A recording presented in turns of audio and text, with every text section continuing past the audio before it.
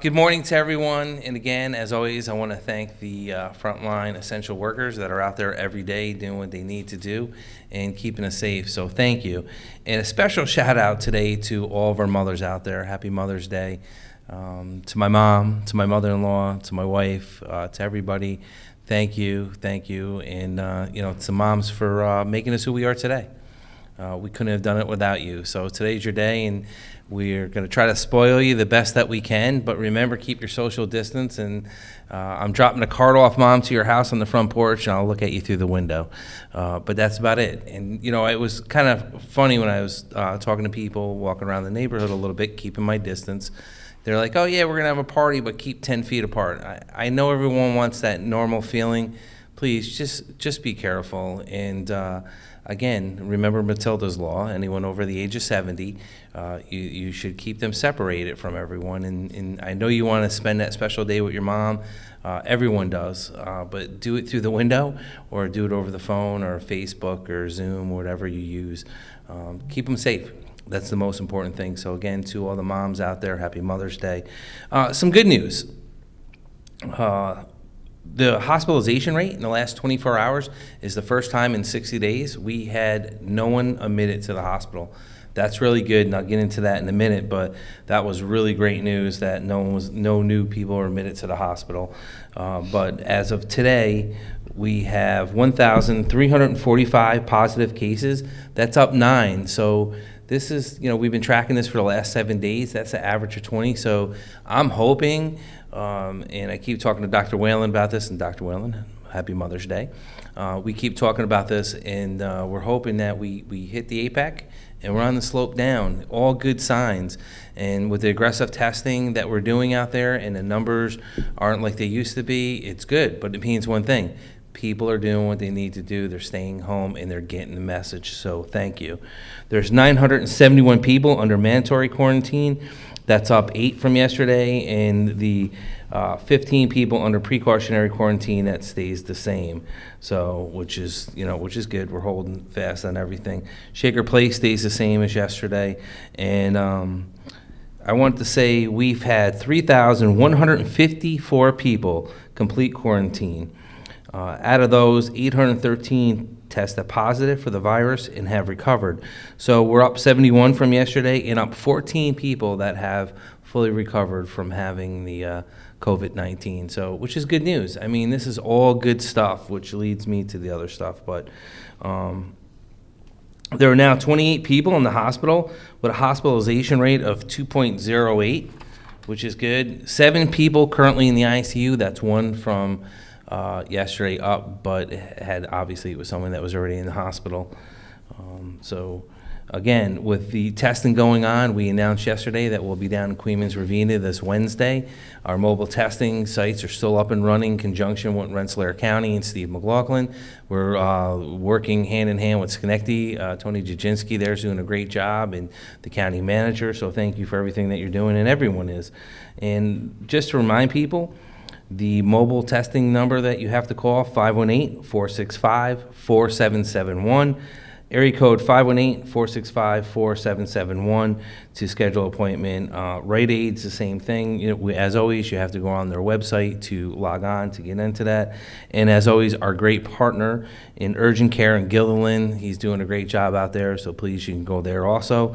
And so far, altogether with the testing that we've been doing outside Albany has been 1,645 tests that we have given. And again, it helps us to prioritize things and how it's affecting certain areas versus other ones. And most importantly, it's going to help us reopen. And I know that's what everyone wants. I know that's what everyone wants to do.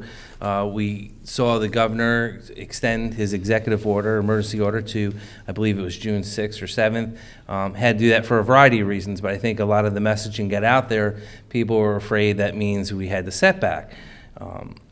We have been doing our due diligence within my staff, also working with the 8 other counties. And I know somebody had a question, what are the counties that we're working with? It's obviously Albany, Columbia, Greene, Saratoga, Schenectady, Rensselaer, Warren, and Washington. They're the ones that we have to work together in a group, in a partnership, to come up with a plan to reopen. So I do want to thank, I know Greene County reached out yesterday morning. Thank you to Greene. We look forward to working with everyone to get out there and open. But as I was looking at the matrix, how do you open up? And we meet, right now we meet four out of the seven, or 5 out of the 7, excuse me. And I was looking at one, well, the hospitalization rate, not having anyone in 24 hours, we're going to meet that. So, which is going to be great, and we should meet that this week. So now, we're going to be, we got 2 more to go. And number 7, I have stated before, it's kind of hard with the contract tracers because you have to have 30, I think it's, 30 per 1,000 residents. Basically, that would be about 90, 95 people we need every month in Albany County, just Albany County, not including the other counties, that would have to go out there and do this. So I know the governor's setting it up. I know they're coming up with a team with the Bloomberg Foundation, and they're looking to do stuff in the future. But I reached out to a good partner that I've had in Albany County for the last year, 8 years, Sheriff Apple. And I said, hey, you run EMS. What do you think through this idea, Adam? He said, yeah, we could do it with the right protocols in place. And then I reached out to the other EMS services, and we talked to some of the mayors, because you got paid firefighters, you got volunteer firefighters, and I go, what better way that we could set it up and get going and make it work until the Bloomberg Foundation's up and running and they got the protocols, which we can meet half of that. The other half of the equation to the problem with number 7 is testing kits. We need testing kits. So until they establish a chain for testing kits, that's going to be a variable, and that's why I said 7's kind of hard to meet. But we can meet 6. So 6 out of the 7 we can pretty much meet this week, which is great news. Again, and I want to say this to the people watching this and listening, we're only going to open up, obviously, with the guidance of the governor and his team, who we've been in constant contact, and we had a phone conversation yesterday at 1500 to talk about all the stuff and how we're going to go forward. And we're going to submit our plan in Albany County, and it's not the Albany County plan, so I want to say I have asked input from everyone that will listen to me, everyone who's gotten this message, even taxpayers here or residents of Albany County and the residents of the other counties. We want your input. We're not perfect. We're going to put a plan forward. We hope it's right, but you know what? This has never happened to anyone, so this is all new. And as we open up and put our plan forward, are we going to stumble? Probably. Are we going to do things that we're going to have to readjust and fix? Absolutely. Is there going to be things that we're going to try and we're going to fail? Absolutely. And then we're going to have to re-engage and figure it out. And again, that's working with everyone. And you got to remember, we got to deal with all the restaurants, the businesses, people in mass transit, everything that's going on into this whole equation with all the other counties to make this reopening be successful. But most importantly, safety and health of our residents. That's the first thing we have to worry about. And I think the governor said it most elegantly yesterday at his press conference, that basically, look, if you keep talking about this and you think you're the expert, you probably don't know what you're talking about. And I'm not going to pretend to sit here and be the expert. I'm leaning on a lot of people. We're doing a lot of research, and we've formulated a great plan to reopen. We'll be working with the other regions and finalizing it, and hopefully no later than the end of this week. I'm going to say Wednesday. My staff's going to have a heart attack right now because I'm going to put a little bit more pressure on everyone, say I want this done by Wednesday to get it in the state's hands so we can look at how we're going to do this going forward. And it's going to be in conjunction working with all the health departments. Dr. Whalen and her team and every other health commissioner in this region is going to have a lot of say on how we do this going forward and how the numbers climb. Meaning that when people start to come back out again, keeping your social distance, wearing a mask, wearing, some people wear gloves, that's great. Cleaning your hands, coughing into your arm, staying away from people, it will work, and we can keep that number low where we can reopen. And we can try to get back to a norm, but that's only gonna work with everyone doing the right stuff. And yes, I've been watching the numbers in Georgia, and it's kind of hard, depends on what you read, what media outlet. It's all over, but they said there's, since they opened up 725 new cases, 8 deaths yesterday. I don't know, because we were trying, like I said, and I hate to say it, we were looking at Georgia as the guinea pig. They want to open up fully and not have a game plan. And that's why I commend our governor. You got to have a game plan. And I know a lot of my colleagues, I know a lot of people aren't happy sometimes with the governor's response from his team, but it's hard. And he wants to make sure that the way he does this, that, you know, he doesn't do it in a way that's going to set us back. But most importantly, it's about the lives of New Yorkers. And, you know, when that weighs on you in office and you're trying to do the right thing, it's hard when you're getting the pressure from the business community to reopen.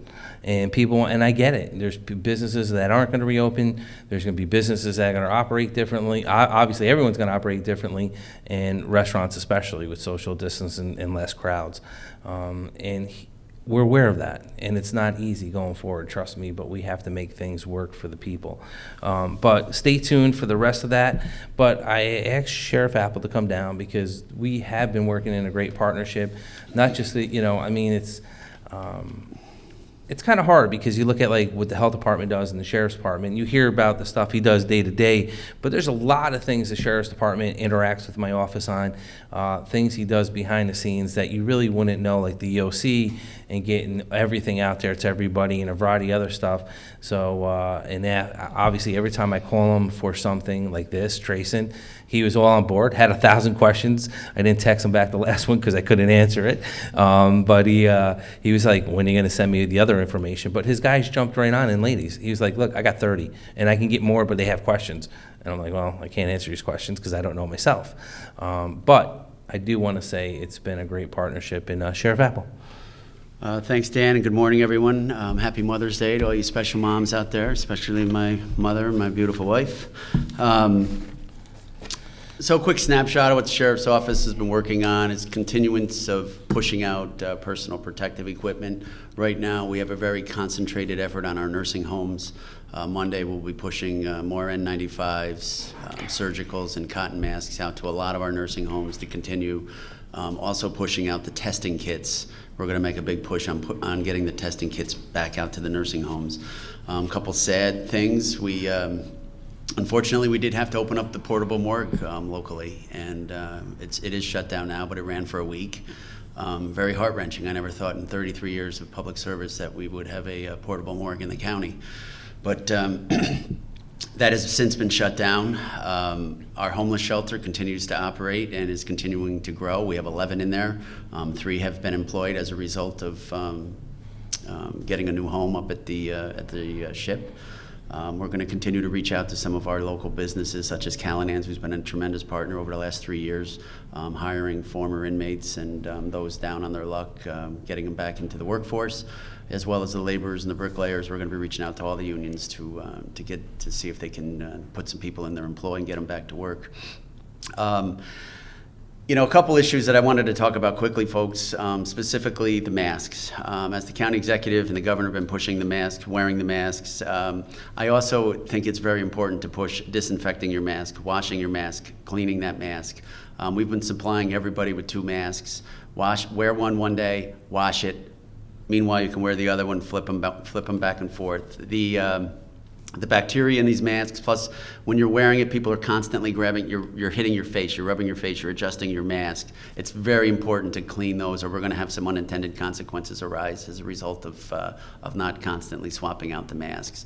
And please don't throw your masks, don't throw your gloves on the floor. We're seeing them all over the county already, picking them up. Please, please, please. We don't want to have something else spread as a result of that.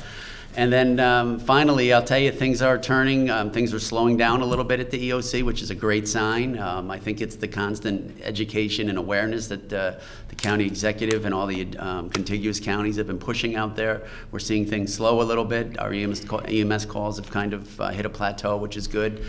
Crime, low-level crime continues to decline. Unfortunately, violent crime is still kind of hanging around. Our jail population is still around high 290s, which is still extremely low considering it's an 1,100 facility, a bed facility. So that's pretty much what we got. Thank you, Sheriff, as always. And I just want to share some good things going on. The Shriners out of Glenmont stopped by to donate boxes of hand sanitizer. Thank you. I know they got it out to the EOC too, and doing a great job. And it's just all these different organizations in Albany County trying to do something and trying to be part of the solution, not part of the problem. And I keep saying that to people. You know, it's great if you want to throw comments and beat people up, beat me up all day. That's what the sheriff and I are used to. We're used to people saying things negative to us or getting mad at different things we say. And that's okay. But it has changed out there, and you know, I've seen some people get beat up because someone don't like wearing a mask. They feel like they're choking, or they got a phobia. Listen, it's going to take time for people to get adjusted to this, and give them people that time, because the way you handle anxiety is different from the way other people handle anxiety. So what might not bother you might bother someone else, and keep that in the back of your mind. You know, and take a step back, take a deep breath, and realize that some people are built differently, and we have to be there for everybody. But the Shriners, I can't thank them enough for what they're doing and continue to do out there. And some other great things. We had a lot of families send letters in to our Shaker Place nursing home, thanking the staff for what they were doing for their moms, for their loved ones. So I thought it was nice at a time when we're talking about the people that are getting the coronavirus, or just other things are happening out there. The staff's working hard. I thought it was nice of these families to take the time and write them letters to personally thank them for what they've been doing for their loved ones. It meant a lot to the staff. It put their spirits up and put big smiles on their face. So thank you to the families that took the time to write them letters. There's a few up there. And also, as always, I want to say to everyone, we do have that mental health hotline 7 days a week from 8 a.m. to 8 p.m.